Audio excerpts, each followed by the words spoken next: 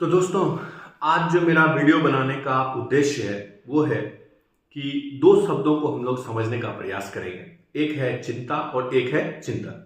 देखिए, चिंता को इंग्लिश में वरी बोलते हैं और चिंतन को या तो कॉन्टेम्पलेशन बोलेंगे या थिंकिंग बोलेंगे।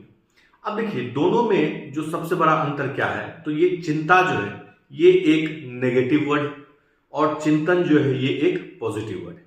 और हम लोग के जीवन में जो है चिंता जो होता है ये सबसे बड़ा समस्या होता है। किसी भी चीज को लेकर हम लोग बार बार सोचते हैं, एक ही सोच बार बार आता है, तो वो चिंता है।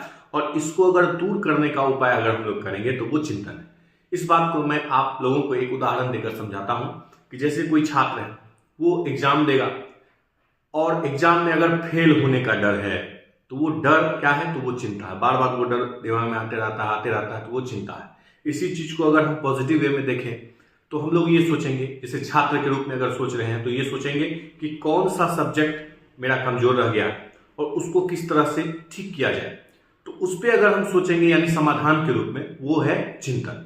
और एक कहावत में भी कहा गया है कि आप चिंतन करें लेकिन चिंता मत करें, क्योंकि चिंता जो होता है वो आपको शारीरिक और मानसिक रूप से एकदम कमजोर बना देता है।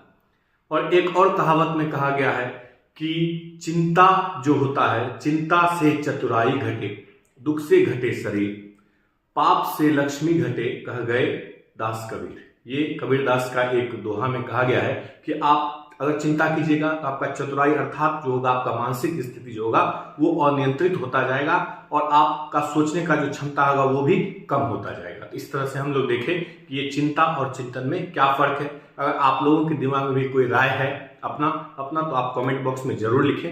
राधे राधे।